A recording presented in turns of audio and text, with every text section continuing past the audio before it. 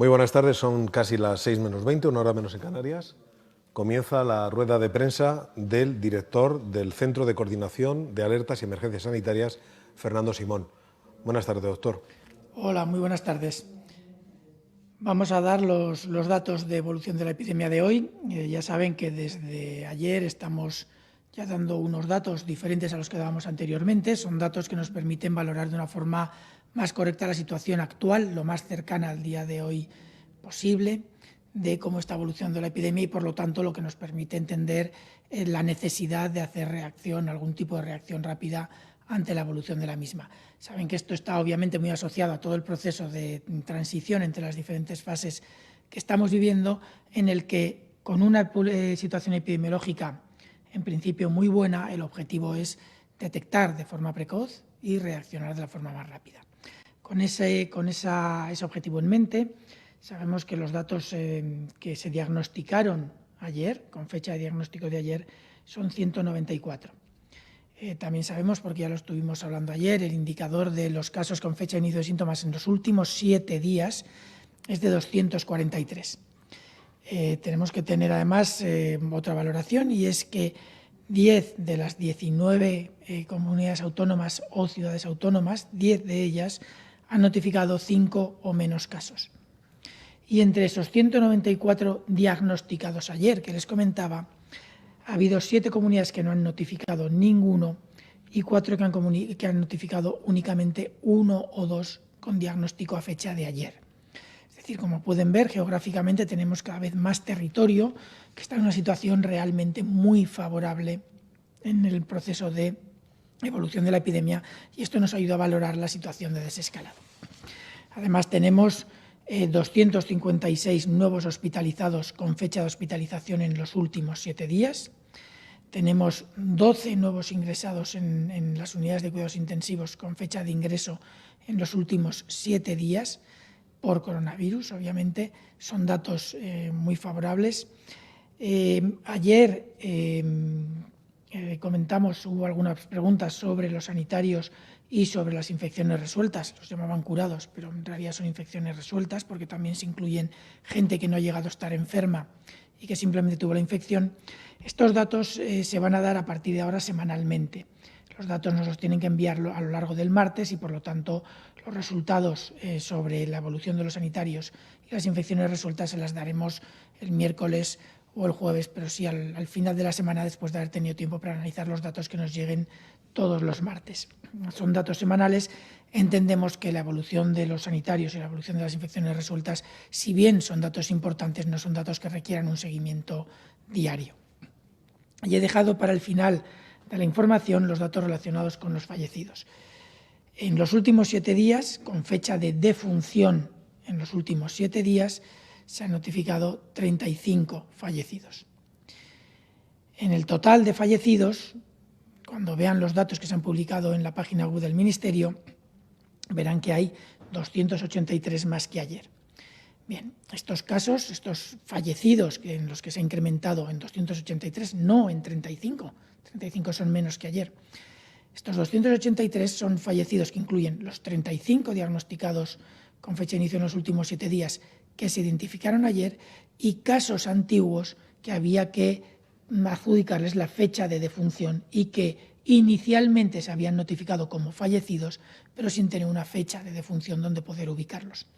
Este proceso va a seguir todavía durante varios días, porque todavía tenemos algunos cientos de fallecidos. Dentro de los 27.117 que tenemos ahora ya ubicados, todavía quedan algunos cientos de fallecidos que hay que saber ubicar a lo largo de la epidemia. Algunos de ellos son fallecidos antiguos, algunos de ellos se retirarán de la categoría de fallecidos por coronavirus, porque al final probablemente algunos de ellos no se han confirmado el diagnóstico, y otros simplemente tenemos que reubicarlos.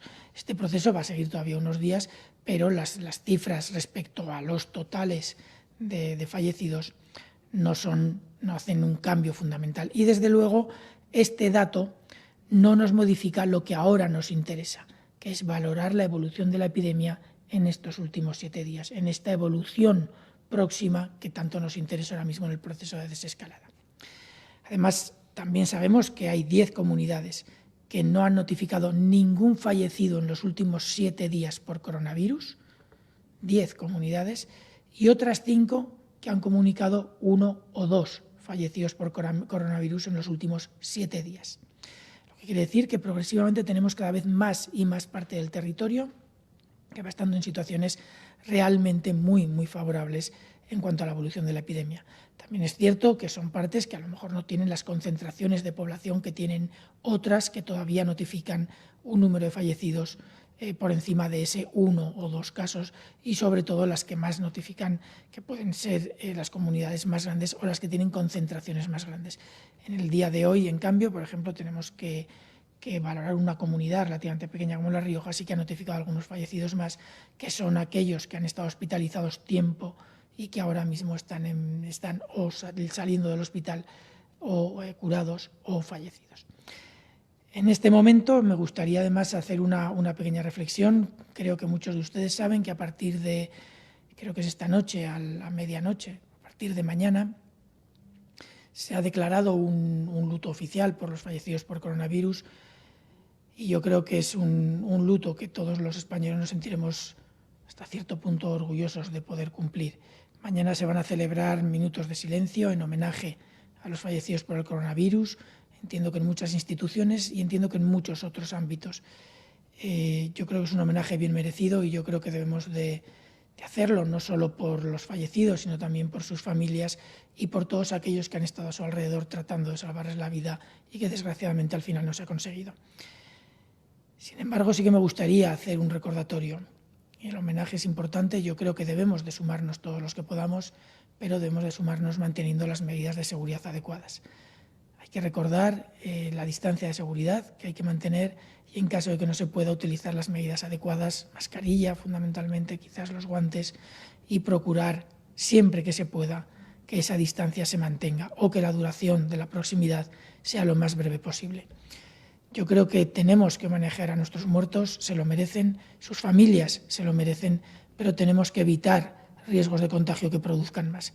Yo creo que tenemos que hacer un esfuerzo de responsabilidad, no solo mañana será importante con estos minutos de silencio, sino en todo lo que nos queda hasta que lleguemos primero a esa nueva normalidad y posteriormente a la normalidad a la que estamos acostumbrados, aunque realmente creo que de esta epidemia hemos aprendido cosas que se quedarán dentro de nuestros hábitos durante mucho tiempo. Y sin más, yo creo que podemos pasar a las preguntas. Sí, doctor Simón, añado a sus comentarios sobre el minuto de silencio, por dar algún dato más. Se han trasladado ya notas de prensa referidas al luto oficial y a ese minuto de silencio. Será a las 12 de la mañana, cuando se guardará un minuto de silencio en memoria de los fallecidos, que tendrá carácter general y extensible a todo el país. Están invitados a sumarse a este homenaje todos los órganos e instituciones públicas y privadas de España, tanto en el territorio nacional como en el exterior, y muy especialmente todos los ciudadanos y ciudadanas, desde el lugar en el que se encuentren, como acto de profundo respeto, deteniéndose la actividad en el país durante ese minuto y guardando las normas de distanciamiento y de seguridad sanitaria que acaba de recordar el doctor Simón. Sobre las preguntas, hay algunas referidas a determinados casos en distintos territorios que preguntan, como por ejemplo lo hace Al Punt Avui, si ha podido recabar información sobre el último brote de casos en Lleida. Y añade, ¿hay entornos laborales como mataderos o plantas de procesamiento de carne que por sus condiciones de frío y de mucho personal supongan un riesgo de ser cadena de transmisión? Bueno, entiendo que si hacen la segunda pregunta es porque ya deben saber que el brote de Lleida está asociado posiblemente asociado a un matadero. Las autoridades de Cataluña están haciendo las investigaciones. Nosotros nos hemos puesto en contacto con ellas, no tenemos todavía la información detallada. En breve, yo creo que probablemente mañana, pasado mañana, tendremos muchos detalles. En cuanto a los mataderos en sí, sí que es cierto que se han detectado, al menos yo tengo noticias, si no recuerdo mal, de 3 brotes en mataderos a lo largo de esta epidemia. No creo que sea un problema de que sean específicamente mataderos. Son problemas probablemente más asociados a grupos de población que en algún momento pueden infectarse en el trabajo, pero que también son grupos de población que suelen convivir fuera del trabajo y que probablemente se han podido infectar también fuera del trabajo. También es cierto que, por supuesto, que un lugar donde unos trabajadores que trabajen al aire libre con sol, calor, etcétera, probablemente tienen menos riesgo de infección que personas que trabajen en lugares cerrados, con poca ventilación, etcétera. Yo personalmente no conozco cómo son los mataderos y qué características físicas tiene el entorno de un matadero. Sí que he visto imágenes, como todo el mundo, por la televisión. No son lugares de gran concentración de personas, pero sí que es verdad que ya sea durante los momentos de descanso, ya sea al salir del trabajo, ya sea durante el trabajo en algunas fases del contacto, y ya sea por las horas que se dedican y las horas a las que se trabaja, puede en algún momento haber un mayor riesgo de transmisión. Pero no creo que sea una cuestión asociada a un matadero o a los mataderos en sí. Yo creo que tiene mucho más que ver, pues porque casualmente ha sido en mataderos, y luego hay movilidad de personas, que no sé si existe entre mataderos y tendremos que estudiarlo, pues podría también favorecerlo. Pero ahora mismo sabemos que ha habido ha habido brotes en muchos otros entornos laborales. Estos de los mataderos quizás llamen la atención, pero ha habido brotes en otros entornos laborales. Obviamente los más sonados son los relacionados con los centros sociosanitarios y los centros sanitarios. Ha habido brotes allí y es lógico que los haya, pero también los ha habido en otros lugares donde ha podido haber concentraciones de personas que en algún momento, si hay introducción del virus y se dan las condiciones de proximidad y falta de medidas de prevención, por la razón que sea, se puede producir estas infecciones. Se refería a la anterior pregunta a Lleida. Seguimos en Cataluña. Catalunya Press le dice: este martes la consejera de Presidencia y portavoz de la Generalitat, Meritxell Budó, ha sostenido que el problema de los datos es tal vez más del Ministerio de Sanidad que del Govern, después de que se hayan registrado otras incidencias al trasladar cifras sobre el coronavirus. ¿Nos puede indicar qué está sucediendo con los datos de Cataluña? Bueno, yo no sé de dónde puede estar el error en los datos, si es que hay algún error. Yo creo que no es un problema de error o de problema importante con los datos. Los datos de Cataluña sabemos que están, y los datos de Cataluña en general han estado llegando bien durante todo el proceso. Sí que es cierto que desde que se modificó la estrategia de vigilancia, que se modificó hace poco, se requerían algunos cambios en la forma de hacer la notificación y se buscaba una automatización del proceso. Cataluña fue la última que se incorporó a este proceso automatizado, pero en el momento que se ha incorporado lo ha hecho en general bien. Es cierto que faltan algunos datos de alguna zona concreta. Yo no sé si es un problema, dónde está el problema en Cataluña. En el Ministerio nosotros aportamos la información que recibimos. No puedo decir mucho más. CNN le pregunta, dándole vueltas a los datos, que los datos siguen siendo del día natural anterior, es decir, de ayer lunes para hoy. ¿Por qué dice entonces consolidados a las 12 horas de hoy, 26 de mayo? Bien, según la nueva estrategia de vigilancia, y para permitir tiempo a las comunidades para poder validar en la medida que se pueda, porque todas estas cosas se hacen demasiado rápido como para validar cada dato que se recibe, los datos de entre las 0 horas de un día y las 24 horas de ese mismo día se tienen que transmitir al Ministerio entre las 10 de la mañana y las 12 del mediodía del día siguiente. A partir de ahí es cuando empezamos a preparar los informes, y en caso de que haya discrepancias en algunas de las informaciones o datos que aparentemente no concuerdan con la evolución esperada, se hacen las consultas con las comunidades autónomas previas a la elaboración del informe. Lo que quiere decir que se consolidan a las 12 es que a las 12 del mediodía del día siguiente, en principio, se dejan de recibir la información, y es cuando empezamos a elaborar los informes. Sí que es cierto que, entendiendo las dificultades que hay en algunas comunidades autónomas, en algunos casos, por volumen de trabajo, por volumen de casos, por la razón que sea, para consolidar algunas de estas informaciones, porque también pueden provenir de múltiples fuentes en las propias comunidades autónomas, y eso a veces sufren retrasos internos, somos relativamente laxos y no tiene que ser a las 12 en punto. Pero sí que es cierto que si los datos no nos llegan y se consolidan a las 12 aproximadamente de la mañana, no nos da tiempo a hacer todo el proceso posterior para elaborar los informes. Simplemente quiere decir eso. Cantabria Directa le pregunta: la Organización Mundial de la Salud suspende temporalmente los ensayos clínicos con hidroxicloroquina en pacientes de la COVID-19, al haberse detectado un mayor índice de mortalidad en estos enfermos. Recientemente, el presidente de los Estados Unidos, Donald Trump, reveló que lo había estado tomando. ¿Cree que esto tendrá efectos secundarios en pacientes que lo hayan tomado? En principio, la información que tenemos, habrá que hacer más estudios porque ahora ha habido muchísima gente que ha estado tomando hidroxicloroquina y eso obviamente puede revelar más efectos secundarios de los que habitualmente la pueden estar tomando. Y además la han estado tomando durante periodos o en dosis más grandes de lo habitual. La hidroxicloroquina sí que tiene algunos efectos secundarios que los conocemos desde hace tiempo. Ahora bien, es un fármaco que se utilizaba en el tratamiento de la malaria o en la prevención de la malaria en aquellas personas que iban a zonas donde había malaria. Ahora mismo se ha estado utilizando de forma muy importante, con dosis durante largos tiempos o relativamente altas, en pacientes y en personas a las que se les pretendía prevenir la infección. Estos estudios, una vez que se sabe que estos efectos secundarios quizás sean algo más frecuentes o aquellos que se pensaba que eran muy poco frecuentes se han detectado con un poco más de frecuencia de lo esperado, pueden justificar plenamente el quitar la hidroxicloroquina de algunos de los ensayos clínicos, sobre todo cuando se ve que el efecto que se supone que producía no ha estado demostrado todavía o no ha tenido un impacto tan importante en la prevención de la enfermedad o en la curación de la enfermedad. Los efectos secundarios que pueda producir a largo plazo no los podemos saber todavía. Así que todo lo que sabíamos previamente de la cloroquina es que producía efectos dosis dependiente hasta cierto punto y que al dejar de tomarla se pasaban en un plazo breve.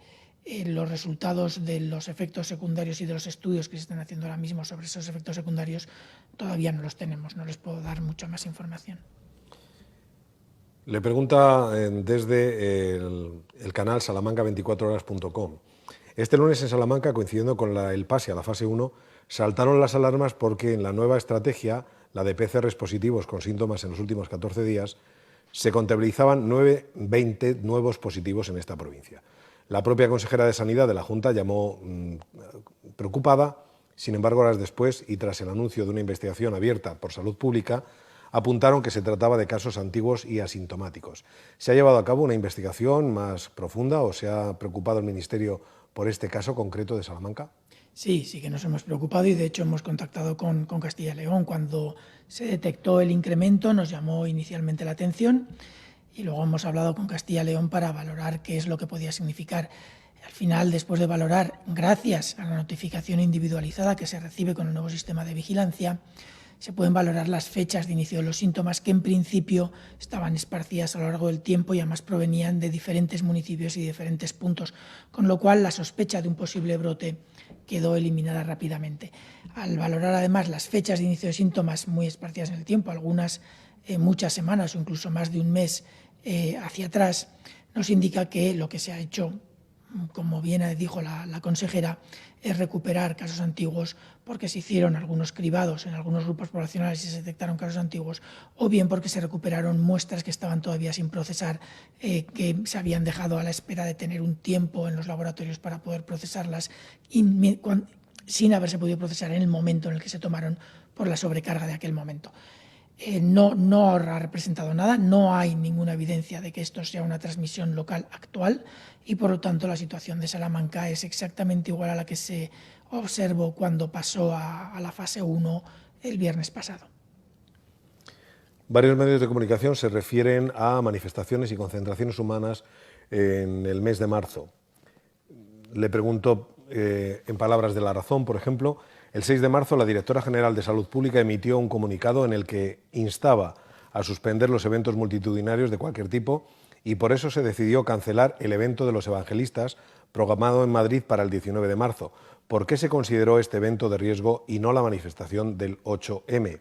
Le pregunta la COPE en términos parecidos. Le gustaría saber qué criterios emplearon para autorizar o desautorizar entre el 3 de marzo y el 14 de marzo la celebración de manifestaciones y congresos, por ejemplo, y por qué se permitió la marcha del 8M si días antes se había desautorizado la celebración de un congreso evangélico. Europa Press pregunta por qué usted y el ministro Salvador Illa dijeron a los evangélicos en fechas anteriores al 8M que no podían celebrar su congreso bajo ningún concepto. Sí, antes del 6 de marzo, si no recuerdo mal, creo que fue el día 3 de marzo, el ministro de Sanidad firmó un oficio en el que se recomendaban varias cosas.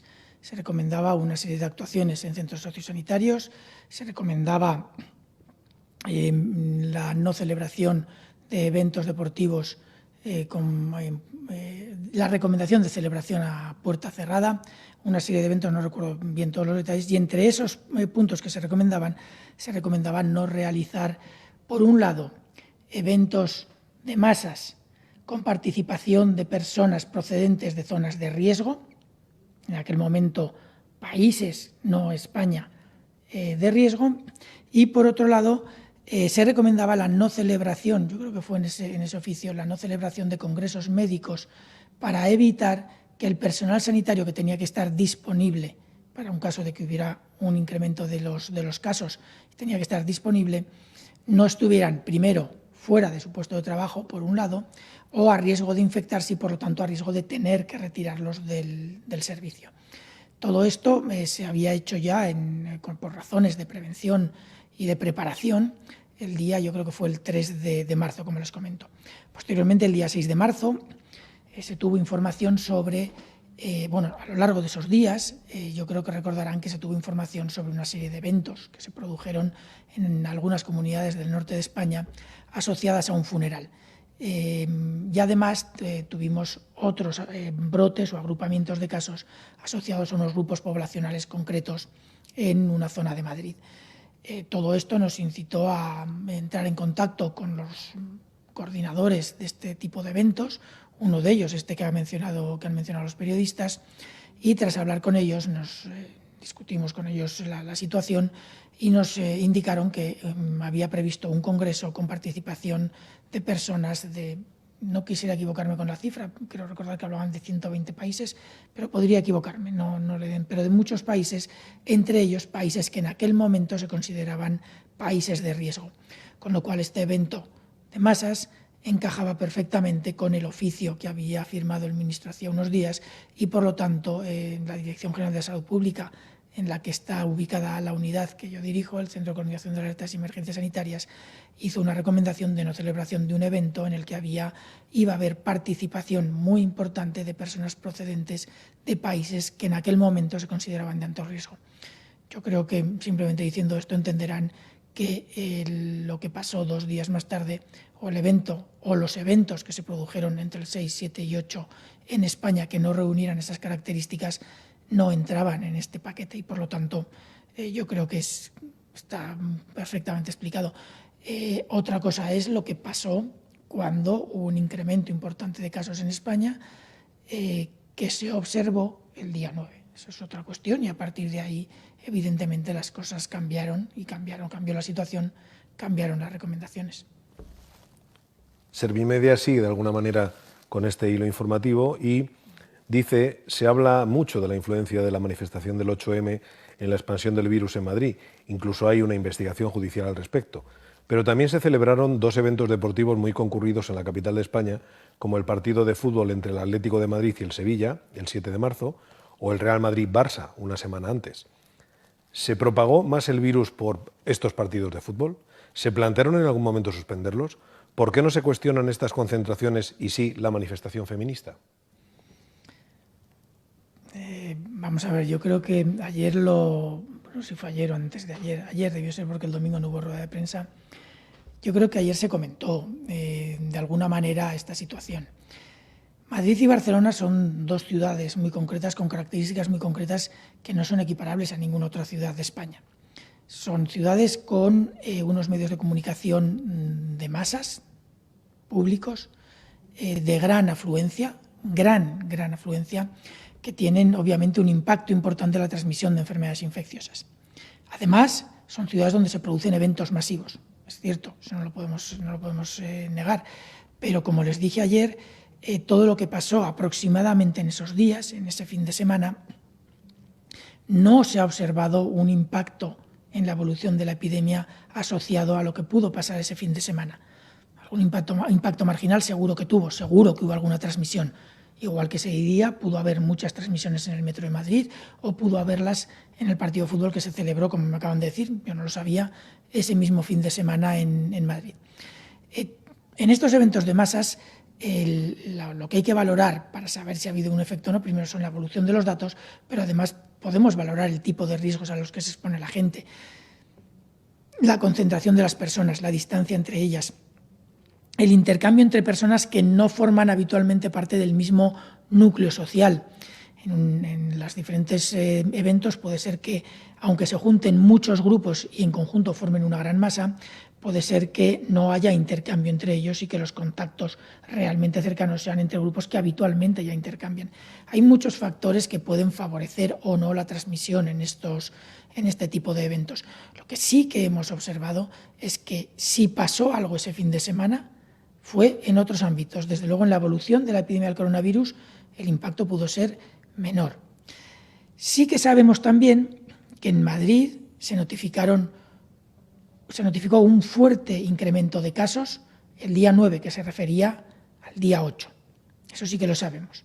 También sabemos que esos casos estaban notificados el día 9, pero que se referían a bastantes días antes.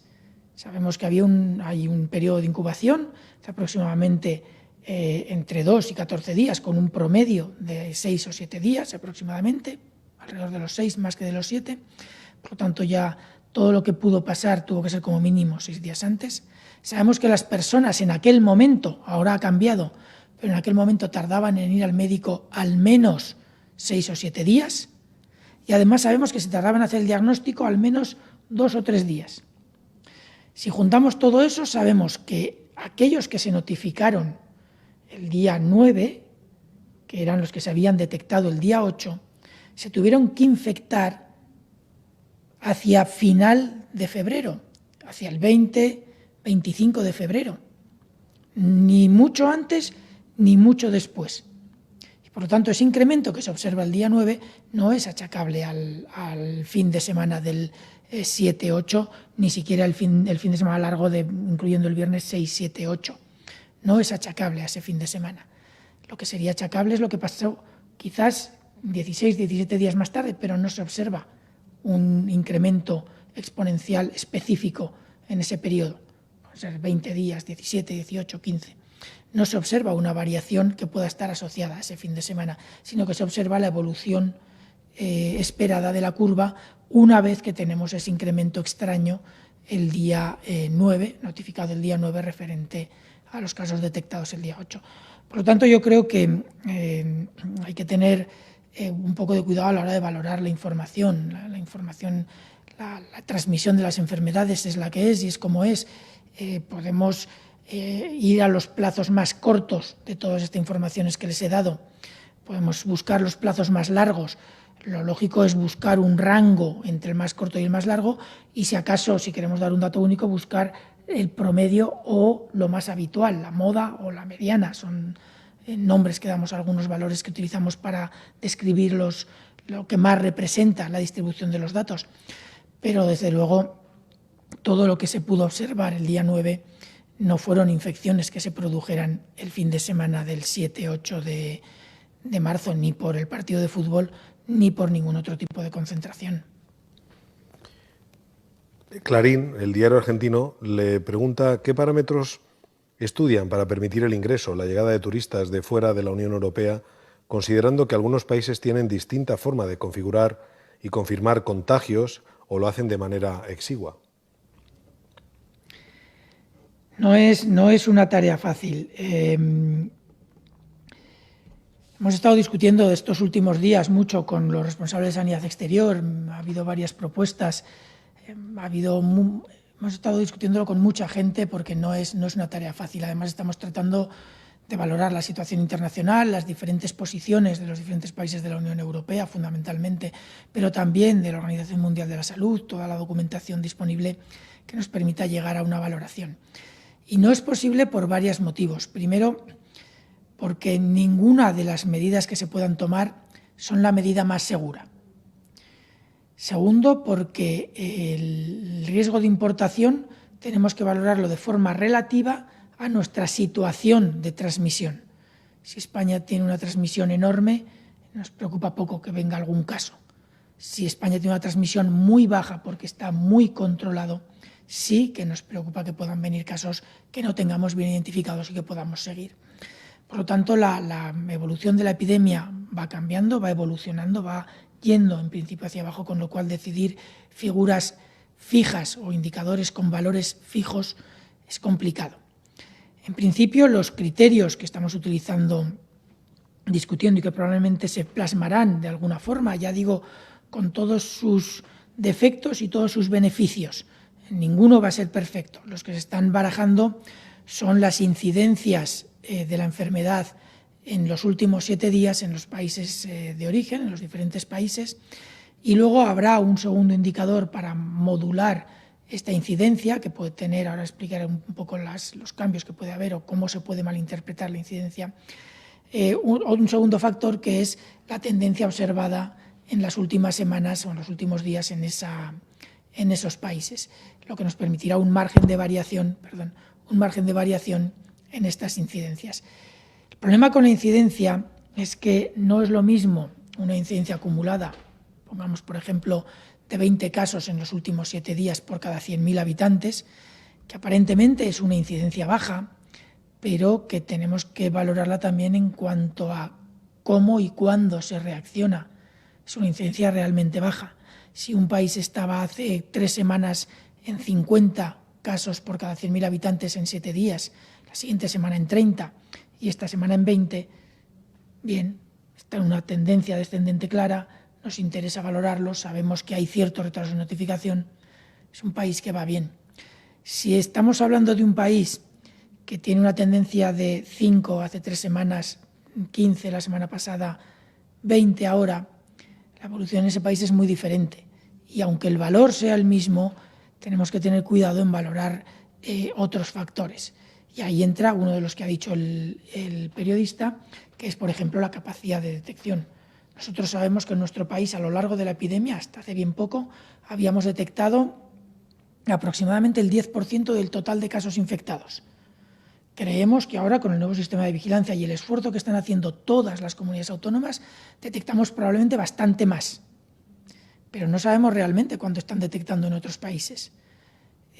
Una incidencia de 20 por 100.000, si el país detecta mucho menos de lo que detectábamos nosotros, probablemente no es comparable con una incidencia de 20 por 100.000 en los últimos 7 días en nuestro país. O no es comparable a la de otro que tenga la misma incidencia pero que detecte casi todos sus casos. Por lo tanto, no son valores fáciles de estimar y sobre todo no son valores que dependan de sí mismos, sino que dependen de otros factores que tenemos que tratar de valorar de alguna manera.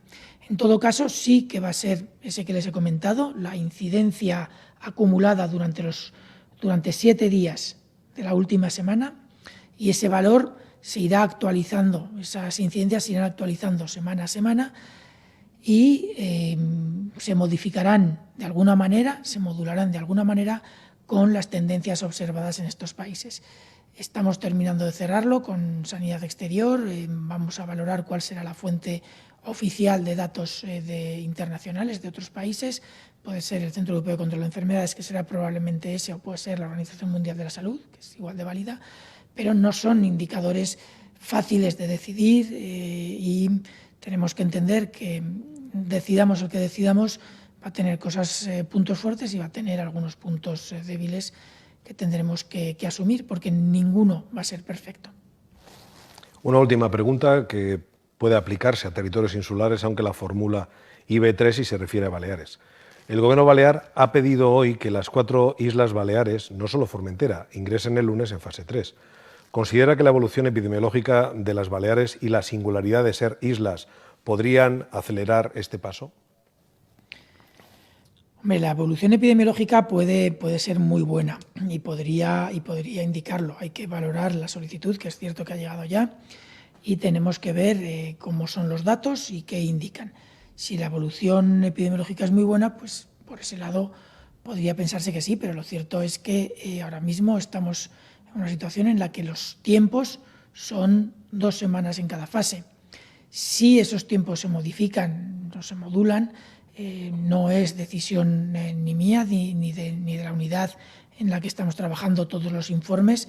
La Dirección General de Salud Pública tendremos alguna influencia, entiendo, pero no será una decisión que tomemos nosotros si se modifican o no esos plazos. Por otro lado, sí que es cierto que a medida que vamos avanzando, si la evolución de la epidemia va más rápido hacia mejor, el punto se puede poner sobre la mesa y se puede valorar. no es una decisión que vayamos a tomar nosotros. Nosotros hacemos la valoración de los criterios y si se puede acortar o no, porque no entran solamente los criterios epidemiológicos en el tema del acortamiento de las fases, sino que hay factores asociados a las comunidades de alrededor. Es verdad que las islas son diferentes, pero se tienen que valorar con los factores técnicos y luego los criterios que se apliquen a todo el resto de las comunidades para tratar de ser lo más homogéneos y coherentes posible. Pero bueno, el criterio y la decisión y la discusión sobre esta flexibilización está sobre la mesa y yo creo que está sobre la mesa desde hace ya días.